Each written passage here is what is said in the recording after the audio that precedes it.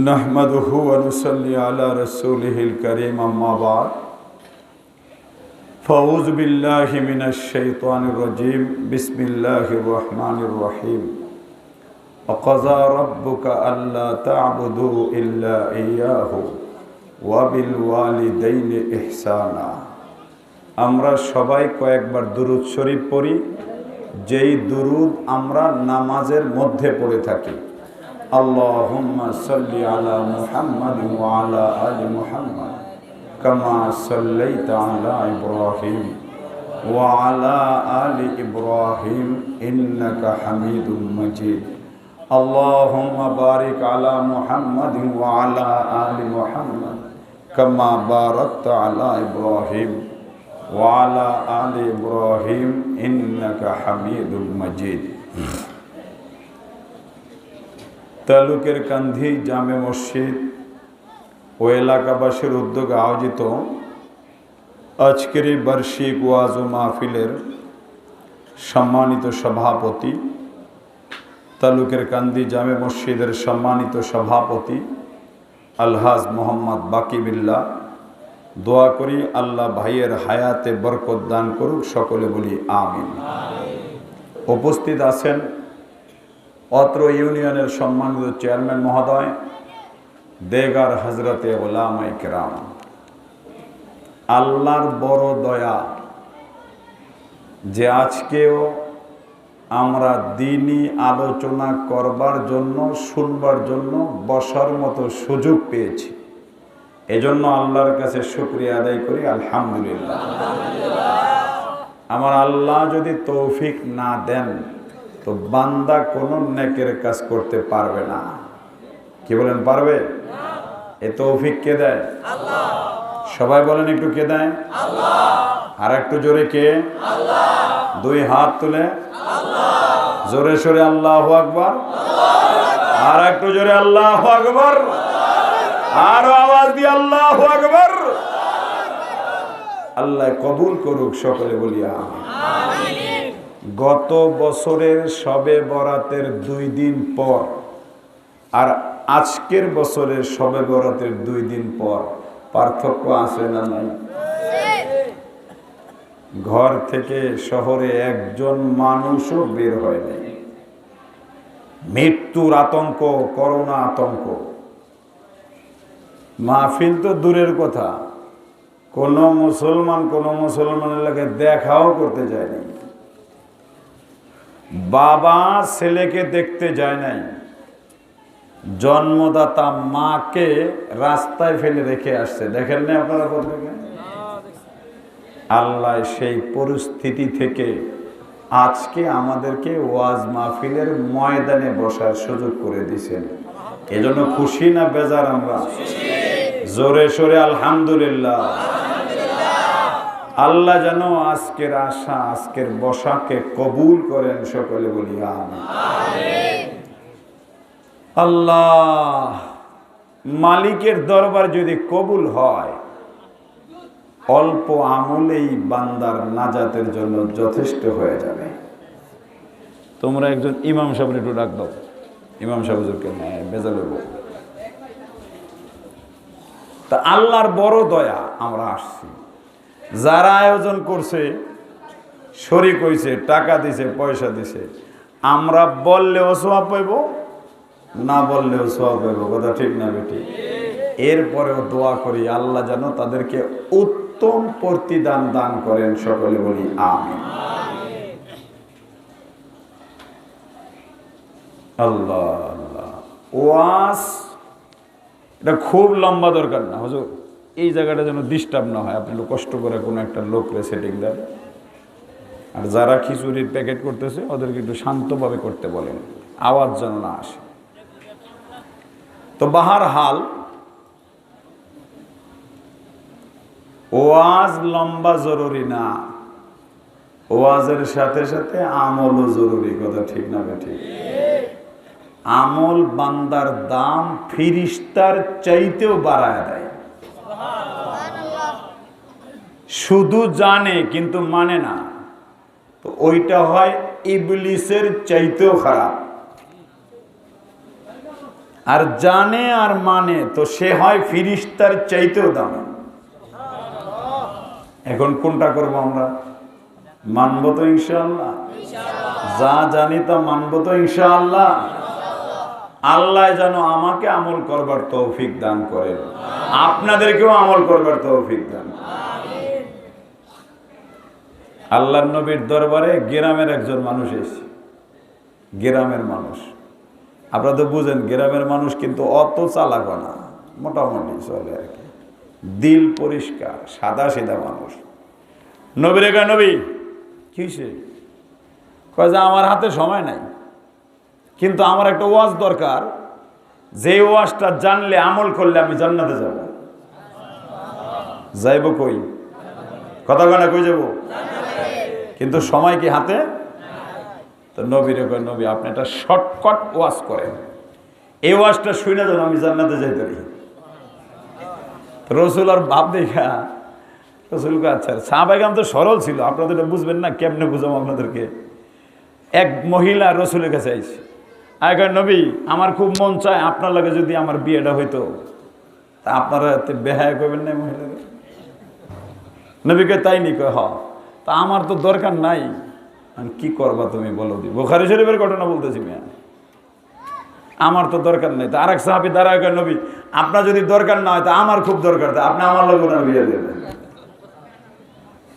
কি সরল জীবন, যা বলছে তা করছে, দিলের মধ্যে কোনো কপটতা লৌকিকতা ছিল না। তো নবীর আগে নবী একটা শর্টকাট ওয়াজ করেন, আমি খেতে কাম করি, ফসল উৎপন্ন করি, অনেক কাজ আমার, কিন্তু ওয়াজটা শুনলে যেন আমি জান্নাতে যাইতে পারি। কথাটা বুঝেন না আপনারা? তো রাসূল বললেন যাও 5 ওয়াক্ত নামাজ পড়ো, রমজান যখন আইব তো রোজা রাখো, টাকা হইলে যাকাত দিও, গুনাহ হইলে গুনার সামনে আসলে ছেড়ে দিও, যাও। আমি নবী বললাম এই কয়েকটা কথা মানলে তুমি জান্নাতি হয়ে যাবা। কয় মিনিটের ওয়াজ? আধা মিনিট, সব মিলাইলে ধরেন 1 মিনিট। 1 মিনিটের ওয়াজ করলেন সরকারে দোয়ালো। সাহাবী নবীর কয় নবী আমি বুঝছি, এবার বিদায় দেন, আসসালামু আলাইকুম। আমি আপনার কথা বুঝছি নবী, আমি বুঝছি, বাইরে গেছি।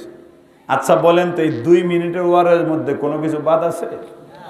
হাদিসের মধ্যে আল্লাহ রসুল বলছেন, বাংলা বললে বুঝবেন, মা আমারতুকুম বিহি ফাখুযুহু মিনহু মাস্তাতাতুম। আল্লাহ তোমাকে যা নির্দেশ দিছে তা মানবা সাধ্য অনুযায়ী, সাধ্যের বাইরে তো কেউ মানতে পারবে না। পারবে? কোন মহিলা চাইলে কি 30 দিন নামাজ পড়তে পারবো? কয়দিন নামাজ পড়বো? 20, 22, 25, 27। আল্লাহ বলেন 27 দিন নামাজ পড়বা, 30 দিনের সওয়াব পাবা, সাধ্যের বাইরে। কারো যদি টাকা না থাকে সে যাকাত দিতে পারবো? কারো পয়সা না হইলে হজ করতে পারবো? এগুলি ফরজ, কিন্তু সবার জন্য না, সাধ্য যার আছে তার জন্য। এই জন্য রসুল বললেন মাস্তাতাতুম, তোমার সাধ্যে যা আছে তার ভিতরে মানবা, যেটা সাধ্যে নেই ওটা মানুন লাগবো না। এখন বললাম মাসুম বিল্লাহ না না দাঁড়াই গেছে, কয় আমি তো দাঁড়াইতে পারি না, আগে এলে মুসাফা করতে হন, তো কোমরটা বাঁকা হয়েছে, কোমরটা বাঁকা হয়েছে দাদা, আমি তো সোজা হইতে পারি না। আমি বললাম আপনার তো চিন্তা নাই, কারণ জোয়ানকালে যে নামাজ পড়ছে, যদি কোনো কারণে আল্লাহ তারে অসুস্থ বানায় দেয় তো ফিরিস্তারে জিগায়, কারণ ফিরিস্তা আমার বান্দার তো 70 বছর বয়স হয়েছে, ও মসজিদে যায় না কা? কয় খোদা অসুস্থ কেন? কয় যে প্যারালাইসিস হয়ে গেছে। অসুস্থ কি চাইছে বান্দায় না আমি দিছি? কয় না তো বান্দায় কি কেউ কি চায় আমি অসুস্থ হই? কি বলেন? হয় এটা চায় কেউ?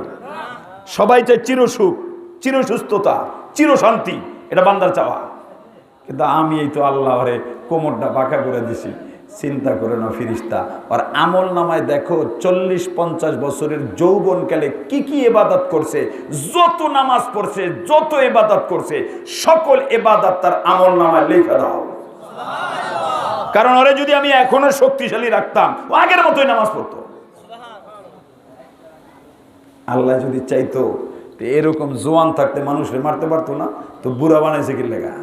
যে বুড়া হয়ে যেন আমার কাছে আসে, আমারে ডাইকে আমার কাছে আসে, তো আমি ওরে জান্নাত দিয়ে দেব। কথা কি বুঝেন আপনারা? আল্লাহ। তো গ্রামের মানুষ তো বাইরে হয়েছে, মসজিদ থেকে বাইরে এই কোনায় খাড়া হয়েছে, আসমান আল্লাহ আল্লাহ আল্লাহ। কেমন যেন সে আসমানওয়ালার সাথে কাছের থেকে কথা বলতেছে। এই যে আওয়াজ দিছে, রসুলের কান ওর আওয়াজের দিকে চলে গেছে, নজর ঘুরে দিছে। আল্লাহ মসজিদে নববীতে তখন মনে করেন বিল্ডিং হয় নাই, খেজুর পাতার ঘর, খেজুর পাতার বেড়া, আওয়াজ তো শোনা যায়। আমাদের দেশে আগে বনের ঘর ছিল না, দেখেন নি আমরা? ঠিক আছে, রসুল তাকায় রয়েছে, ও কি কয়? তো আল্লাহরে বলতেছে, আল্লাহ আপনার নবীর কাছে বড় আশা করে আইছিলাম জান্নাতের পথ জানতে। আপনার নবী আমারে জান্নাতের পথের কথা বইলা দিছে। আল্লাহ আমি আপনার কুদরতি পায়ের কসম খাইলাম, নবী যা বলছে আমি হুবহু মানবো, এক চুল বেশ কম করবো না। কিন্তু আপনি একটু বলেন, আমাকে কি জান্নাত দিবেন? রহমতের নবীর নজর পড়ে গেল। উপস্থিত সাহাবায়ে কেরামকে জিজ্ঞেস করলেন, ওগো সাহাবীরা, তোমরা কি কেউ জান্নাতি মানুষ দেখছনি? বলে, নবী জান্নাতি মানুষ তো দেখতে পারি নাই, দেখতে কি চাও? বলে, হ্যাঁ পয়গম্বর দেখতে চাই। নবী বললেন, আমার গ্রাম্য সাহাবের দিকে তাকা, আমি মোহাম্মদ সাক্ষী দিলাম ও জান্নাতি, এতে কোনো সন্দেহ নাই। আল্লাহু আকবার। 2 মিনিটের ওয়াজ, মানার মতো নিয়ত করছে, তো আসমানের রবের হুকুমে নবী বইলা দিছে ও জান্নাতি। বোঝা গেল খালি জানলে লাভ নাই, মানার মতো নিয়ত করতে হবে। রাজি আছেন ইনশাআল্লাহ? সবাই রাজি ইনশাআল্লাহ? 2 হাত তুলে আল্লাহু আকবার। আল্লাহ কবুল করে, সবাই বলি আমিন। আমি সারা ঢাকার থেকে নিয়ত করেছি একটা ওয়াজ করব। যখন ওযু করতে বসি তখন নিয়তটা পাল্টাই গেছে। কথা কি বুঝেন না? বুঝেন না? আমার কাছে মনে হইতেছে এই ওয়াজটা করাই দরকার। আল্লাহ যে আয়াত আমি তেলাওয়াত করেছি, আল্লাহ বলেন, বান্দা তোমার জন্য 2টা সিদ্ধান্তের কথা আমি জানাইলাম। বলেন তো কয়টা? 2টা। দোনোটা সিদ্ধান্ত মানলে তুমি জান্নাতি হয়ে যাবা। 1 নম্বর সিদ্ধান্ত হলো, তুমি আমারে ছাড়া কাউকে ইবাদতের উপযুক্ত মনে করবা না। ওয়াকাযা রাব্বুকা আল্লা তা'বুদু ইল্লা ইয়াহু। সিজদা করবা তো কারে করবা? আমারে করবা। মালিক মনে করবা তো আমাকে মনে করবা। খালেক মনে করবা তো আমাকে মনে করবা। পৃথিবীর জন্য তোমার যা কিছু দরকার আমার দরবারেই চাইবা। অন্য কারো দরবারে গেলে কোনো লাভ হবে না। ইবাদত করবা তো আমার, সেজদা করবা আমার। যদি তুমি আমার কুদরতি পায়ে সেজদা দাও, আমি মালিক খুশি হইয়া তোমার জন্য জান্নাতের ফয়সালা করে দেই। তুমি আমারে খুশি করবা আর সারা পৃথিবী তোমাকে খুশি করবে। আপনাদেরকে কেমনে বুঝাইবো, কেমনে যে বুঝামো, এই আজকে যেই বাড়িতে এই আমার তালুয়ারি ঘরে ভাত খাইলাম, এর মধ্যে একটা খানা খাইলাম ফলি মাছ। চিনেন আপনারা? চিনেন না? এটারে দরের মাছটা কাটছে, আইস ছিলছে, তারপরে পাটার মধ্যে রাইখা পুতা দিয়া সেইছা ভিতরের গোশতগুলি বাইর করছে, কাটাগুলো আলাদা করছে, করে নাই? এরপরে লবণ মরিচ দিয়ে মাখাইছে, তারপরে চামড়ার উপরে রাখছে, তারপরে গরম তেলে ভাইজা আপনার জন্য আমার জন্য খাওয়ার ইন্তজাম করছে। আচ্ছা বলেন তো দেখি, মাছ কি কখনো বলছে যে মালিক তোমার বান্দা কত নিষ্ঠুর, আমারে জ্যান্ত জবাই করলো, আইস উঠে ফেলাইলো, কান শাকাইটা ফেলাইলো, গরম তেলে ভাজলো, হাড্ডি গুড্ডি চুরমার করলো, কিছু বলছে? এই যে বাজারে একটা গরু জবাই হয়, কিছু বলে? কেন বলে না? মালিক বলছে, ফলি মাছ, আমি তোরে বানাইছি আমার বান্দারে খুশি করার জন্য। আমার বান্দা তোরে খাইয়া শক্তি অর্জন কইরা আমারে আল্লাহ বলে ডাক দিবে। এজন্য তোর কাজ আমার বান্দা যা বলবে তা শুনবি, আর বান্দার কাজ আমি যা বলবো তা শুনবে। একটা দান আপনি বানাইতে পারবেন? কে বানায়? এটা লাউ বানাইতে পারবেন? কে বানায়? আল্লাহ বলে, সব আমি আমার বান্দার জন্য দিয়ে দিছি, বান্দা খাইয়া দেয়া যেন আমারে সিজদা করে। ওয়া ক্বাযা রাব্বুকা আল্লা তা'বুদু ইল্লা ইয়াহু, বান্দা সিজদা করবে তো আমারে করবে, রোজা রাখবে তো আমার জন্য রাখবে। ইন্না সলাতি ওয়া নুসুকি ওয়া মাহইয়ায়া ওয়া মামাতি লিল্লাহি রাব্বিল আলামিন, আমার বান্দার যত ইবাদত আছে সব একমাত্র আমি মালিকের জন্য। ও বান্দা, নামাজ পড়বি আমি খুশি হয়ে যাই, সিজদা করবি আমি খুশি হয়ে যাই। নামাজ পড়তে বলছি, নামাজ পড়বা এটা ইবাদত। রোজা রাখতে বললাম, রোজা রাখবা এটা ইবাদত। হজ করতে বললাম, হজ করবা এটা ইবাদত। এই ইবাদত যদি তুমি করতে থাকো, খুশি হইয়া আমি আল্লাহ তোমার জন্য জান্নাতের ফয়সালা করে দিব। আর একটা ইবাদতের নাম তোমারে আমি বলে দিলাম, ওয়া বিল ওয়ালিদাইনি ইহসানা। ও সন্তান রে, যদি তোর বৃদ্ধ পিতা মাতা তোর হায়াতের মধ্যে পেয়ে যাও, তাহলে সেজদা করা যেরকম ইবাদত, তোর মায়ের হাতটা ধইরা ডাক্তারের কাছে নেওয়া ওই রকম ইবাদত। আমাকে খুশি করা যেরকম ইবাদত, তোর পিতা মাতাকে খুশি করা ওই রকম ইবাদত। সেজদা করার খুশি করলে যেরকম জান্নাত পাওয়া যায়, তোর বৃদ্ধ পিতা মাতাকে খুশি রাখলে মালিকের দরবারে ওই রকম জান্নাত পাওয়া যায়। একটা সিদ্ধান্ত আমারে মানবা, 2 নম্বর সিদ্ধান্ত তোমার বৃদ্ধ পিতা মাতার খেদমত করবা, এটা আমি আল্লাহর হুকুম। নামাজ আমার হুকুম, এইটা মানলে যেরকম তুমি জান্নাতি হইবা, তোমার বৃদ্ধ পিতা মাতার খেদমত করা আমার হুকুম, ওই রকম জান্নাত পাইবা। একটা নির্দেশ মানলে যেরকম জান্নাত পাইবা, তো পরেরটা মানলেও তো জান্নাত পাইবা। কারণ প্রথমটাও আমার ইবাদত, দ্বিতীয়টাও আমার ইবাদত। আল্লাহ কোরআনে বলেছেন, ইম্মা ইয়াবলুগান্না আহাদুহুমা আও কিলাহুমা ফালা তাকুল লাহুমা উফিন ওয়ালা তানহারহুমা।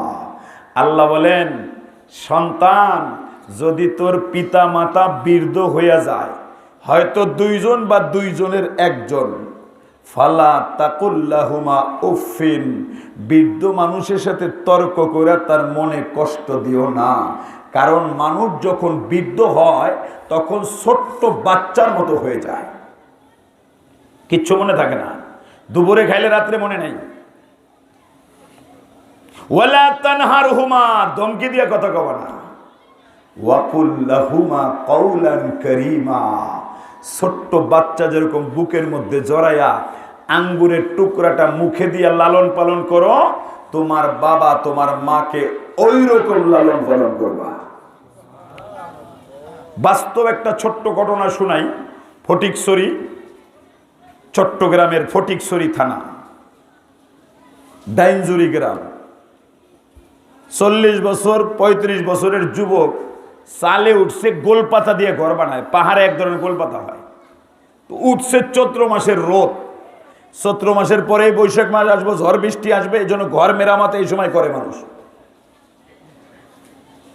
তো মা বলতেছে, বাবা তোর গায়ের মধ্যে রোদ লাগতেছে, তুই নাম। ছেলে বলতেছে, মা আর 2-3 মিনিট লাগবে, তুমি ঘরে যাও, আমি আসতেছি। মায়ের আর সহ্য হয় নাই, ঘরের মধ্যে যাইয়া ওই 6 মাসের নাতি আসিল, নাতি বুঝেন তো আপনারা, নাতিদের আইনা রোদ্রের মধ্যে ধরছে। ছেলে বলতেছে, মা জলদি নামো, ঘরে যাও। আমার ছেলের তো পুড়ে যাবে। বলে বাবা, যতক্ষণ তুমি চালের থেকে না নামবা অতক্ষণ পর্যন্ত আমি তোমার ছেলে নিয়ে ঘরে যেতেছি না। আপনারা কি বলেন, ছেলের নামতে দেরি হইব? দেরি হইব? কাশি মাসি থুইয়া দৌড়। নাইমা তো মায়ের সামনে জায়গা, মা তুমি যদি মা না হইতা তো বুঝতে আজকে সমস্যাটা কোন জায়গা দিয়ে যায় আর আসে। এতটুক ছেলে কি রোদ্রে পড়তে পারে? যাও ঘরে যাও। বাচ্চারা বুকের মধ্যে লইয়া কপালে চুমা দেয়, ঠোঁটে চুমা দেয়। মা বলতেছে, বাবা তোর 6 মাসের বাচ্চা রোদ্রে পুড়লে তোর যেরকম কষ্ট হয়, আমি মায়ের 40 বছরের সন্তানের গায়ে রোদ লাগলে ওইরকম কষ্ট হয়। আমি তোরে বুঝাইতে পারি না। সন্তানের কাছে সন্তান কোনোদিন বাবা মার কাছে বিদ্ধ হয় না। এই জন্য এখান থেকে ডামোড্ডা রওনা দিছো, বাচ্চা বলছে বাবা চকলেট লাগবে, বিস্কিট লাগবে, ফল লাগবে। ফল নাকি না কিন্তু তুমি বাড়ির থেকে আসো না। বাচ্চারে বুকে জড়ায় ঘুম থেকে জাগায় ঘুমের মধ্যে আঙ্গুর দিতেছে। মালিক বলে, তোর এই ছোট্ট বাচ্চাটা যেভাবে আদর করে লালন পালন করস, তোর বৃদ্ধ বাবা মা ওই রকম আদর করে লালন পালন করবে। সাধ্য অনুযায়ী খেদমত করবা। বাজার থেকে 50 টাকার একটা জিনিস কিনবা, মায়ের হাতের মধ্যে দিয়ে যখন মা কামড় মারবে, তোমার আমল নামায় আমার মালিক সওয়াব দিয়া দেয়। নামাজ যেরকম ইবাদত, বৃদ্ধ মায়ের হাতটা ধরা ওই রকম ইবাদত। নামাজ যেরকম ইবাদত, তোর বাবার ঔষধ কিনে দেওয়া ওই রকম ইবাদত। নামাজ পড়া যেরকম ইবাদত, তোর বৃদ্ধ পিতা মাতাকে খেদমত করা ওই রকম ইবাদত। নামাজের ইবাদতের মাধ্যমে যেরকম জান্নাত পাওয়া যায়, আল্লাহর পয়গম্বর বয়ান করছেন তোর বৃদ্ধ পিতা মাতার খেদমতের কারণে ওই রকম জান্নাতের মালিক হওয়া যায়। এজন্য হাদিস শরীফের মধ্যে আল্লাহর পয়গম্বর বয়ান করছেন, আল জান্নাতু তাহতা আকদামিল উম্মাহাত। জান্নাত তোর বাবার পায়ের নিচে, জান্নাত তোর মায়ের পায়ের নিচে। ও সন্তান, যদিও দেখতে তোর বাবার পাওটা কালো দেখা যায়, যদিও তোর বাবাটা মূর্খ, লেখাপড়া জানে না, যদিও তোর মাটা কালো, ওর কালো বাবার কালো পায়ের নিচে, মূর্খ মায়ের পায়ের নিচে আমার আল্লাহ সন্তানের জন্য জান্নাত লেখা রাখছে। অপর হাদিসের মধ্যে আল্লাহ রাসূল বয়ান করছেন, হুমা জান্নাতুক ওয়া হুমা নারুক। ওই দুইজন তোমার জান্নাত, ওই দুইজন হইল তোমার জাহান্নাম। যদি দুইজন তোমার পর খুশি হইয়া যায়, রাসূল বলেন আল্লাহ তোমার পর খুশি হইয়া যায়। দুইজন যদি তোর পর বেজার হইয়া যায়, আসমানওয়ালা তোমার পর বেজার হইয়া যায়। এজন্য পয়গম্বর বয়ান করছেন, হুমা জান্নাতুক, ওই দুইজন তোমার জান্নাত, ওই দুইজনই তোমার জাহান্নাম। যদি তোর পিতামাতা বাইচা থাকে, সন্তান তুমি মনে করতে পারো তোমার জান্নাত তোমার ঘরের মধ্যে ঘুরতেছে, যদি পারো তো জান্নাতটা দলিল কইরা রাখো। পারলে জান্নাত দলিল কইরা রাখো, এই নেয়ামত হারায় গেলে আর পাইবা না। আল্লাহ রাসূল একদিন মসজিদে বসে, একজন এরকম বুড়া মানুষ ছেলের কাঁধে চড়া নবীর বাড়ি আইছে। কার কাঁধে চড়া আইছে? ছেলের কাঁধে চড়া নবীর বাড়ি আইছে। তো রাসূল রে দেখা বলে, নবী আমার একটু সময় দেন, আমার একটা অভিযোগ আছে। তো নবী বললেন, অভিযোগটা কার বিরুদ্ধে? কই আমার ছেলের বিরুদ্ধে। তো রাসূল বললেন, তোমার ছেলে তোমারে কাঁধে করে নিয়ে এলো, এনে এর বিরুদ্ধেই তুমি অভিযোগ দিবা?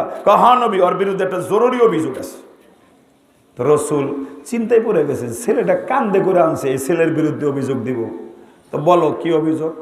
বলে, নবী একদিন ও ছিল দুর্বল আর আমি ছিলাম সবল।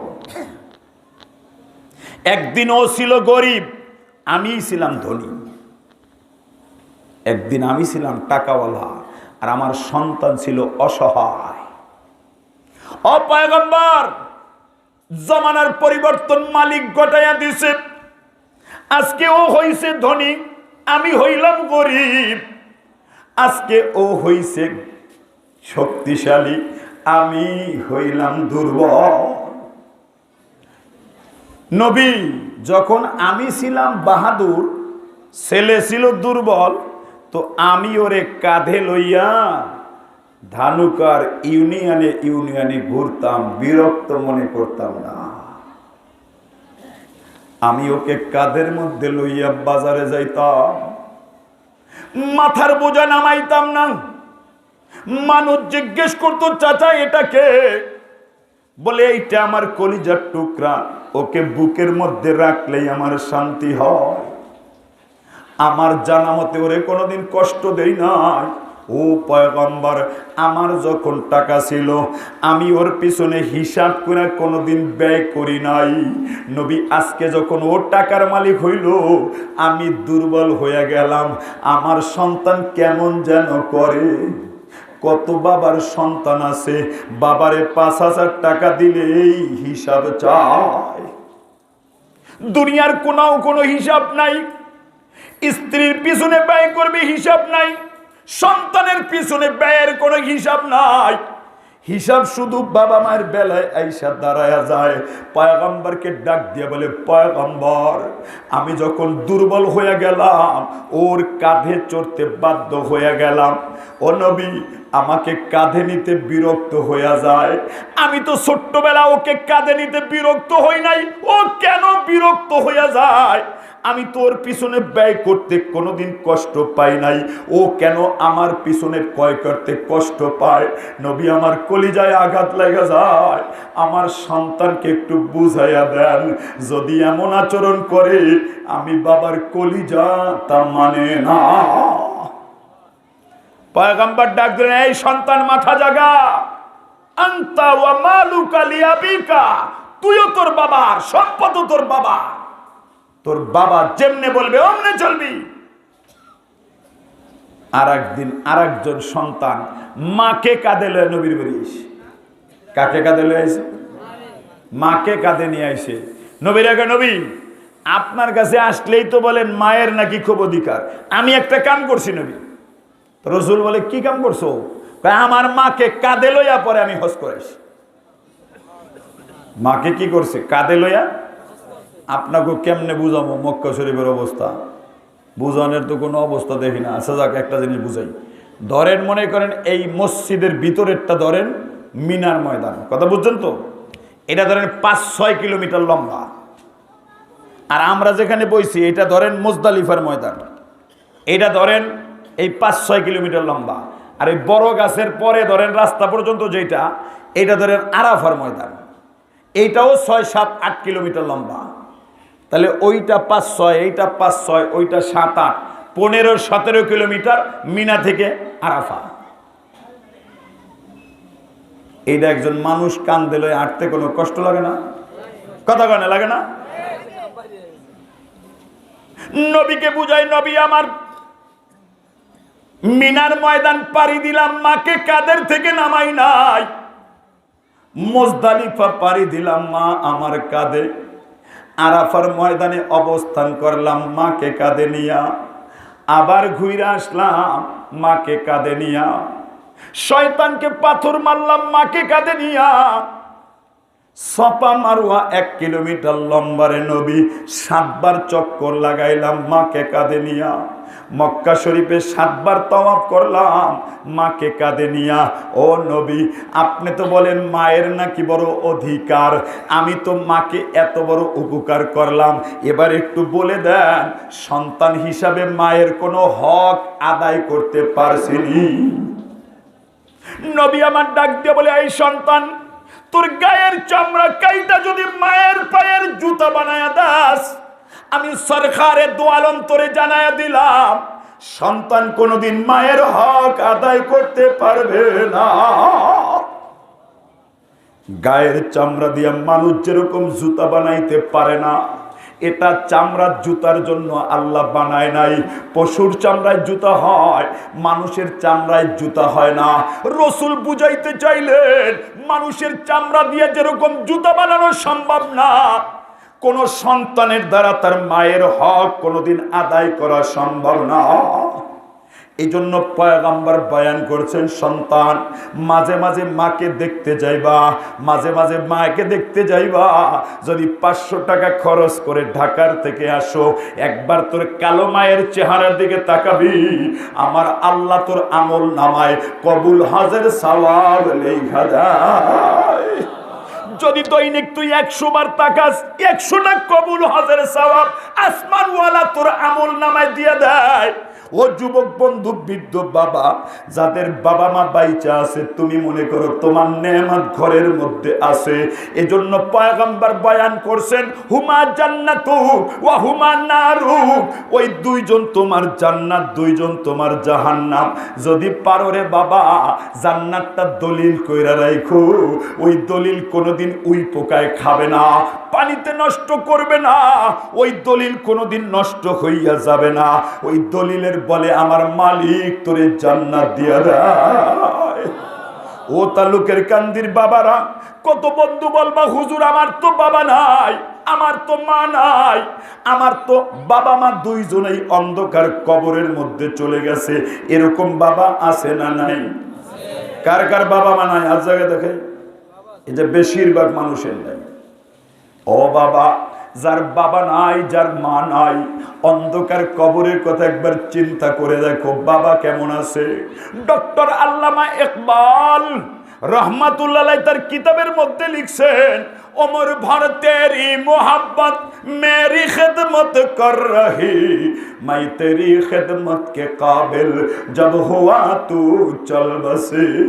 डॉक्टर আল্লামা ইকবাল ডাক দেয়, ও দুনিয়ার মানুষ, उम्र भर तेरी मोहब्बत मेरी खिदमत कर रही, मैं तेरी खिदमत के काबिल जब हुआ तू चल बसे। डॉक्टर ইকবাল কুল্লিয়াত ইকবালের মধ্যে লিখছেন, অল্প বয়সে মাকে হারাইয়া ডক্টর ইকবাল মায়ের স্মৃতিচারণ করতেছে এই কবিতার মাধ্যমে। ডক্টর ইকবাল বুঝাইতে চায়, ও দুনিয়ার মানুষ, আমার জীবনটা তোদের জীবনের সাথে মিলা যাবে। অল্প বয়সে মা নাই। হঠাৎ করে ডক্টর ইকবাল ডাক দেয়, ওমর ভর তেরি মোহব্বত মেরি খেদমত কর রহি। ও মা, জীবন ভর তোমার মোহব্বত আমাকে লালন পালন করছে, তুমি এই তো আমাকে বড় বানাইছো রে মা।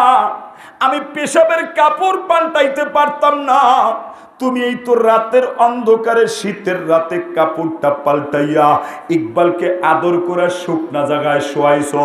কিছুক্ষণ পরে আবার আমি পেশাব করে দিলাম, আবার তুমি কাপড়টা পাল্টাইলা। আব্বার খাটটা অনেক ছোট, আর শুকনা কোনো জায়গা নাই রে মা। তুমি আমার দিকে তাকাইয়া চিন্তায় পড়ে গেলা, সকাল পর্যন্ত ইকবাল কেমনে চলবে।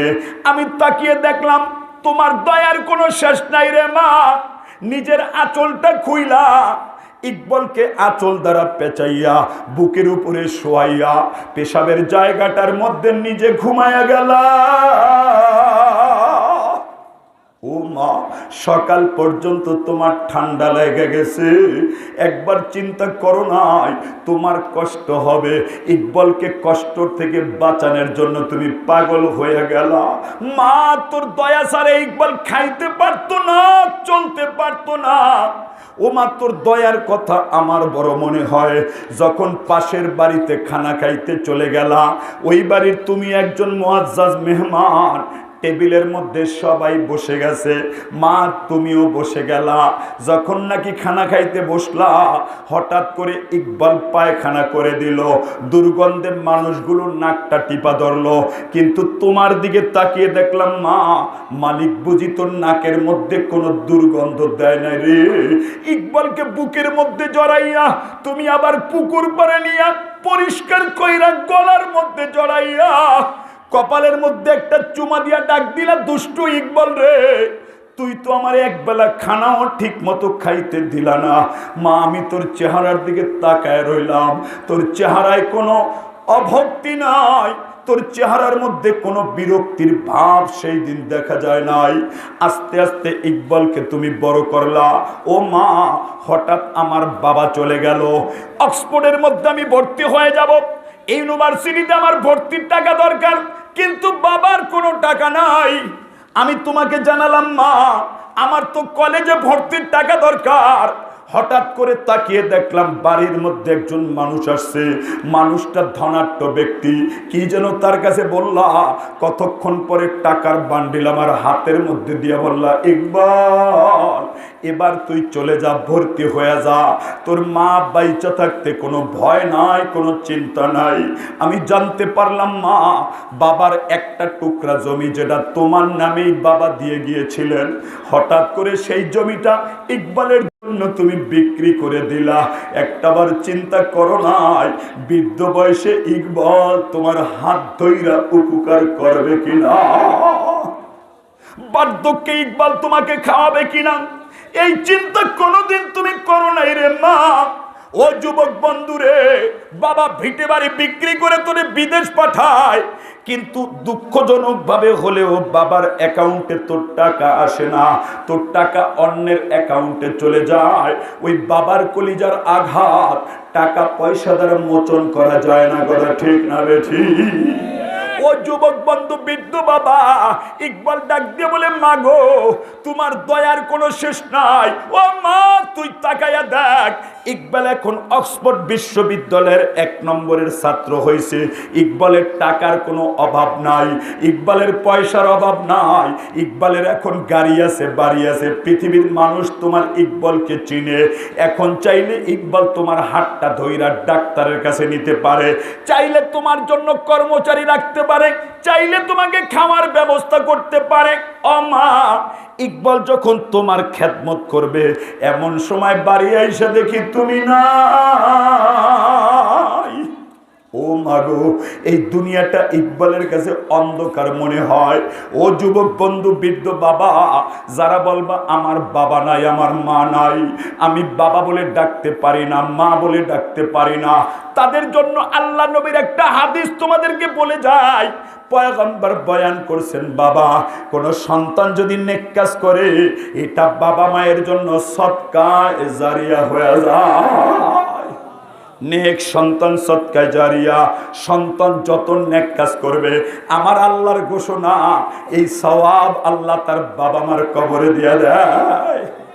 যাদের বাবা মা আছে তারা দুনিয়ায় খেদমত করবা, যার বাবা নাই, যার মা নাই, ওর নামাজ তুমি ছাড়বা না, রোজা ছাড়বা না, নেক কাজ ছাড়বা না, দান সদকা ছাড়বা না, তাহলে তোমার নেক কাজ ওই আল্লাহ রাব্বুল আলামিন তোমার বাবা মায়ের কবরে দিয়া দিবে, কথা ঠিক না বে ঠিক? যাদের বাবা মা নাই, সুবর্ণ সুযোগ, তুমি ভালো হয়ে যাও, তাহলে তোমার বাবা মার কবর জান্নাতের বাগান হয়ে যাবে। এই জন্য আল্লাহ কোরআনে বলেন, ইয়া আইয়ুহাল্লাযীনা আমানু কু আনফুসাকুম ওয়া আহলিকুম নারা। তুমি জাহান্নাম থেকে বাঁচো, তো তোমার আত্মীয় ছেলে মেয়ে তাদেরকেও জাহান্নাম থেকে বাঁচাও। ইব্রাহিম নবীর নাম শুনেন না? ইব্রাহিম আলাইহিস সালাম কাবা ঘর ধরছে, কাবা বানাইছে ইব্রাহিম এবং হযরত ইসমাইল আলাইহিস সালাম, দুইজন মিলা কাবা বানাইয়া সর্বপ্রথম আল্লাহর কাছে যে দোয়া করছে, ভালো করে শুনেন, সর্বপ্রথম দোয়া করছে, রব্বানা তাকাব্বাল মিন্না ইন্নাকা আনতাস সামিউল আলিম। ও মাওলা, কাবা বানাই আমি দামি হই নাই, আপনি কবুল করলে দামি হব। আপনি যদি কবুল করলেন তাইলে দামি, নাইলে দামি না। কাজে আমি আর আমার ইসমাইলের পক্ষ থেকে কবুল করে নেন। এরপরে নিজের ব্যক্তিগত দোয়া করে, রব্বানা ওয়াজআলনা মুসলিমাইন লাকা। ও মালিক আমার, তোমার কাছে 1 নম্বরের দোয়া করলাম, আমারে একা কবুল কইরেন না, কারণ আমি তো কবরের যাত্রী হয়ে যাব, আমার কবরে কেমনে সওয়াব যাবে, এজন্য আমার সন্তান ইসমাইলকেও কবুল করে লন। খালি আমারে একা কবুল করেন না, আমার পোলা ইসমাইলকে কবুল করেন আল্লাহ। নবী নবী। তারপরে আল্লাহর কাছে কি দোয়া করছে, আমার ছেলেটারে কবুল করেন আল্লাহ। দুঃখজনক হলেও সত্য, আমরা যারা আছি সন্তানের জন্য দোয়া করার কোনো সময় নেই, এত ব্যস্ততা। ছেলের জন্য হাত তুলবে বাবাই সময়ই পায় না, কেউ তো বুঝেই না, যারা বুঝে ওরা সময়ই পায় না। আমি তো যেই মসজিদে জুমা পড়াই, খিলগাঁও ঈদগাঁও মসজিদ, আপনি গেলে দেখবেন কম হইলেও 4000 মুসল্লি নামাজ পড়ে। যেই দিন কম পড়ে 4000 মুসল্লি জুমা পড়ে। একটা ইউনিয়নে 3000 4000 ভোট হইলে চেয়ারম্যান হয়ে যায়। কথা ঠিক না বেঠিক? এই পর্যন্ত 3.25 বছর হয়েছে আমি মসজিদে জুমা পড়াই। কোন মুসল্লি বলে না যে হুজুর আমার পোলাটা যেন নেককার হয়, আপনি একটু দোয়া করেন। আমার ছেলেটা যেন নামাজ হয়, আপনি দোয়া করেন। দোয়া চাইব কি? কয় হুজুর পোলা ইটালি পাঠাইছি, রাস্তায় ভাসতেছে, দালালটা টেহা চায়, আল্লাহ যেন ওর দিলটা নরম করে দিল, দোয়া করে দেন। ঠিক না বেঠিক?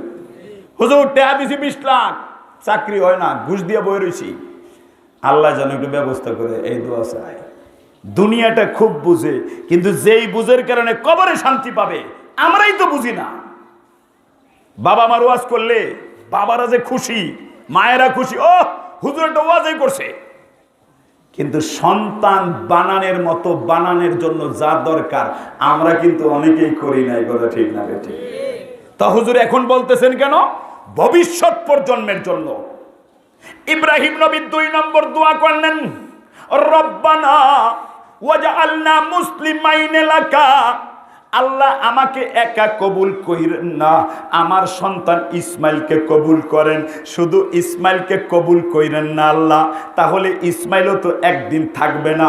ওয়া মিন যুররিয়াতিনা উম্মাতান মুসলিমাতান লাক, ইয়া আল্লাহ আমার পরের প্রজন্মের পরের প্রজন্ম, পরের প্রজন্মের পরের প্রজন্ম, আমার বংশের পরের বংশ, পরের বংশের পরের বংশ, কিয়ামত পর্যন্ত আপনি নেককারের খাতায় নাম লেখায়া দেন। দোয়া করে শেষ করতে পারে নাই, আসমান থেকে জিবরিল আমিন আসছে। বাবার দোয়া না, সন্তানের জন্য, প্রজন্মের জন্য কবুল হ।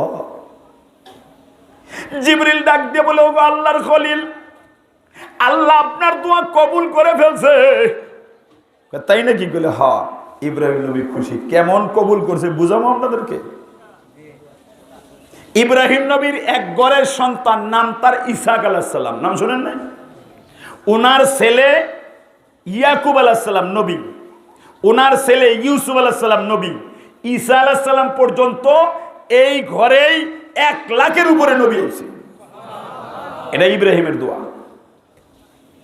আর ইব্রাহিম নবী শেষ দোয়া করছিলেন, রব্বানা ওয়াবআস ফীহিম রাসূলাম মিনহু ইয়াতলু আলাইহিম আয়াতিকা, ওয়াল্লাহ আমার কাবার আশপাশ থেকে একজন নবী বানান। ইউরোপ থেকে নবী বানান, আপত্তি নাই। ভারত থেকে বানান, আমি আপত্তি করব না। মিশর থেকে বানান, সিরিয়া থেকে বানান, এতে আমার সমস্যা নাই। কিন্তু কাবার চতুর্দিক থেকে একজন নবী বানান, তা না হলে কাবার কালচার সে বুঝবে না। এই যে মৌলভী আব্দুর রশিদ মরে গেছে, নেক্সট সন্তান যদি না থাকতো এই বাড়িতে মাহফিল হইতো না। কথা ঠিক না বেঠিক? আরো হওয়া দরকার, প্রত্যেকটা ঘরে ঘরে একজন করে ভালো আলেম এখানে হওয়া দরকার। দোয়া ইব্রাহিম নবী করছে। 2 নম্বর দোয়া আল্লাহ কবুল করছে। ইসমাইল আলাইহিস সালামের বংশে এক পর্যায়ে আমাদের নবীরে পাঠাইয়া কিয়ামত পর্যন্ত যত নেক কাজ আমরা করব তার ভাগ ইব্রাহিম নবী নিয়ে গেছে। কথা ঠিক না বেঠিক? এজন্য যুবক যারা আছো, বিয়া শাদী করো নাই, তোমাদেরকে 1 নম্বর বলতে চাই, যৌতুক লইয়া বিয়া কইরো না। চেয়ারম্যান সামনে আছে, অদা করে ভালো মনে মনে। এক দেশে ওয়াজ করতে গেছি, নাম বলুম না, কাছাকাছি ধরেন, এই যে বিশাল বড় ড্রয়িং রুম, কেউ ভাই এত বড় রুম হাইসাব, আমগো দেশের নিয়ম আছে, পোলা তো 2টা একসাথে বিয়া করাবো, ঘর ভরে যাবো, আছে না নাই? এই বুড়ায় প্রথম চিন্তা করে কোন জায়গায় গেলে, এই কেওড়া ঘাট না কেওয়ার কান্দি না কেওড়া কান্দি না কি জানি, আরে না এই যে আপনাকে মাথা বুঝে নেই, এই রাস্তার মাথা যেটা ডামইটা যেতে লাগে কেওর ভাঙ্গাইছে, কেওর ভাঙ্গা যেইটা রাস্তার স্টান, ওই জায়গায় তো বড় একটা শয়তান বয়ে থাকে। কত বুঝেন না বুঝেন না? তো তোমার চিন্তাটা আমি যেন রাস্তায় নিরাপদে উঠতে পারি, ওই জায়গায় আত্মীয়টা করা দরকার। ও চোর না বাটপার, সাদাবাজ না মস্তান, ওই চিন্তা নেই। শক্তি লোক দরকার, থানার কাছে গেলে যেন কথা কইতে না পারে, আছে না নেই? চিন্তা বুড়াই করে না যে আমি মরার পরে আমার কবরে যেন সোয়াব যায়, এই চিন্তা করার সময় বুড়ার নাই। ওর চিন্তা হলো লাডি কিনবো, মায়া কালা হইল, পয়সা পাইলে হইছে। এই চেতনা থেকে তোমার আমার ফিরে হইতে হইব যদি রবের গজব থেকে বাঁচতে চাও। যেই বিবাহের মধ্যে মেয়ের পক্ষকে জোর করে, কৌশল করে, অপকৌশল করে যৌতুক আদায় করা হয়, ওই বিবাহের মাধ্যমে নেক সন্তান জন্ম নেয় না। কবরে যায় দাও, হোমান হয়ে যাবা।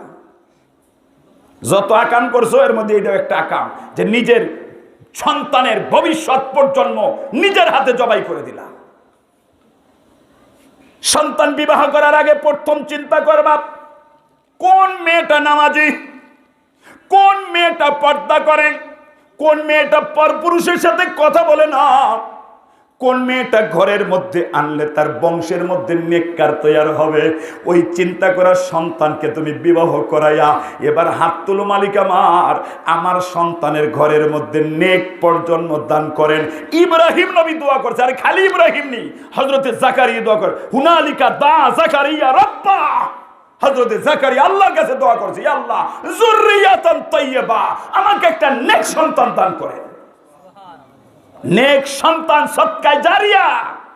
তো তুমি তো লাগাইলা নিম গাছ, জিন্দেগিতে তো কবরের সামনে যে আলহামদুলিল্লাহ সূরা পড়বো না। এই মৌলভীবারে যত পুরুষ আছো, এখন তো আমার আত্মীয়, একটু করা করলে তো কোনো সমস্যা নাই, কথা ঠিক না বেঠিক? যারা আছেন সূরা ফাতিহা যদি এখন জিগাই, অর্ধেক যাইবেন গা বাড়ি, কয় যে খিচুড়ির সময় আমি। আমার মসজিদের ঘটনা শোনাই দিয়েছি, গত বছর তো করোনা গেল, আগের বছর 83 জন লোক এতেকাবে বসছে আমার সাথে, 83 জন, 63 জন বইছে ওই যে 10 দিনের লেগা। আমি চিন্তা করলাম সূরা শিখাই, আর সব শিখামো পরে, সূরা শিখাই। আগের কাতারে নামাজ পড়ে, আমার মাদারীপুর বাড়ি, আগের কাতারে নামাজ পড়ে সমস্ত মুসল্লির সামনে দাঁড়াই আসে, চোখের পানি ফেলায় বলছে, আমি ওইটাই শুনাইতেছি। আমারে যাকে হুজুর সূরা তো শিখাইতেছেন, আমি তো 40 বছর নামাজ পড়তেছি খালি একটা সূরা দিয়া। কয়টা সূরা? খালি হেতে কুল হুয়াল্লাহ পারে, আর কোনো সূরা পারে না। এই নাস, ফালাক, কুল হুয়াল্লাহ, আর মনে করেন এই কি বলে এটাকে, এই কি বলে তাব্বাত ইয়াদা, এই ওই আরেকটা আছে না ছোট সূরা, ওয়ালাস, ইন্না তৈনা, এই 4টা ছোট সূরা আমি শিখাইলাম। বলতেছে হুজুর আমার জীবনে এত উপকারী বন্ধু আর কেউ হয় নাই। নিজে তো সূরাই পড়তে পারেন না, বাবের লেগে দোয়া করবেন কেমনে? আবার পোলা একটা বানাইছেন, সিএটি ক্যাট, বিএজি ব্যাগ, বিড়াল কুকুর পড়তে পড়তে তোমার লাগে আলহামদুলিল্লাহ পড়বে, আলহামদুলিল্লাহ শিখাবই নেই। এটা বাবার দায়িত্ব না? কথা কেন বাবার দায়িত্ব না? খালি কি জন্ম দেওয়ার দায়িত্ব? দোয়া করবে কেন? দোয়া করার আগে দোয়া শিখাই দেবো না?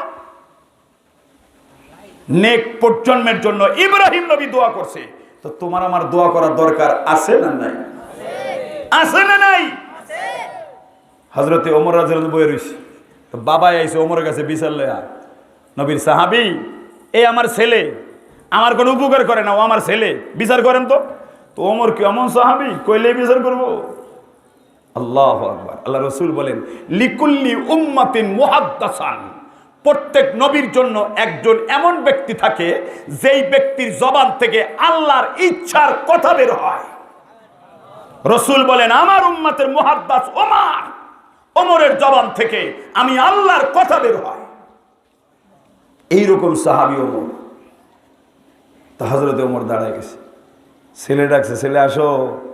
বাবাই কি কইছে? ঠিক, আমিরুল মুমিনিন, কথা তো ঠিক আছে, কিন্তু বাবার কি আমার প্রতি কোনো দায়িত্ব আছে? আছে। কি করবে? বলে তোমার একটা ভালো মা উপহার দিবে, নেককার মা, যেই মা নামাজি হবে, চোর বাটপার না, ছিনতাই করে আনবে না, ভালো বাচ্চা আনবে না। কয় নবী, সাহাবী, আমার মা সিন্দুর বাদী, জোর করে আমার বাবাই বিয়ে করছে। জিজ্ঞাসা 2 নম্বর, আমার জন্য কি দায়িত্ব বাবার? ভালো একটা নাম রাখবে, আমার নাম রাখছে শামসিকা। 3 নম্বর কি দায়িত্ব? কোরআন শিখাইবো। আমারও তো একটা অক্ষরও শিখাই নাই। হযরত ওমর লাঠিটা লইয়া কয় যে তোর মাথাটা ভাড়াইলে খারাপ, তুই ছেলের বিরুদ্ধে বিচার দিয়ে দিয়েছিস, তোর তো মাথা আগে ভাড়ান দরকার। কারণ বাবার কোনো দায়িত্ব তুমি আদায় করো নাই, তো সন্তান যে তোমার বাপ কয়ে ডাক দেয় এই তো বেশি। এই যে আপনাকে যে বাপ কয়ে ছেলে ডাক দেয়, যা কান তা শুনে, এটা মসজিদের ওয়াজের ফল। কথা ঠিক না বেঠিক? বাংলাদেশের সংস্কৃতি, বাংলাদেশের কালচার, বাংলাদেশের সমাজ, এই কারণে আপনারা এই সুফল পাইতেছেন। হিসাবে আপনাকে বৃদ্ধাশ্রমে রাখা আসা উচিত, কারণ সন্তান হিসাবে কোনো দায়িত্ব আপনি আদায় করেন নাই। শুধু পয়সা, কোন দিকে পয়সা আছে সেই চিন্তা করছেন, আর কোনো চিন্তা করেন না।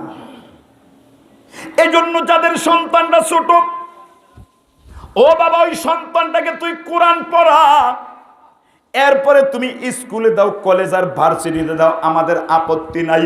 3টা বছর যদি নুরানি মক্তবে পড়াইয়া দাও, সন্তানটা কোরআন পড়তে পারবে, সূরা পড়তে পারবে, জুম্মা পড়াইতে পারবে, আবার ঈদের নামাজও পড়াইতে পারবে, জানাজা পড়াইতে পারবে। তুমি যখন কবরে চলে যাবা, হাওলাত কইরা মৌলবি লইয়া বছরে একবার দোয়া করবে না। তোমার কথা মনে হইলেই কবরের পাশে দাঁড়াইয়া অজরে চোখের পানি ফেলাইবে, আর তোর কবর আল্লাহ জান্নাতের বাগান বানায় দিবে। কথা ঠিক না বেঠি?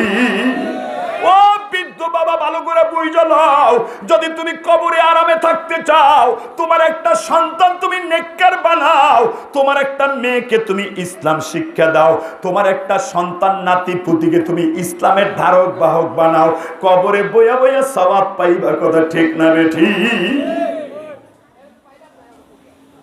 কবরে যদি আরামে থাকতে চান, এটা দরকার। রসুল বলছেন, এই হাদিস বুঝাইতে যাইয়া আল্লাহ রসুল একটা ঘটনা বয়ান, আর কি বলে হযরতে শাইখুল ইসলাম, শাইখুল হাদিস আল্লামা জাকারিয়া রহমাতুল্লাহ একটা ঘটনা বয়ান করেছেন। ঘটনা শুনেন। একজন আল্লাহর ওলি কবরস্থান দিয়ে রওনা দিয়েছে। সবাই বলেন কোন জায়গা দিয়ে রওনা দিয়েছে? চিনেন তো কবরস্থান? পৃথিবী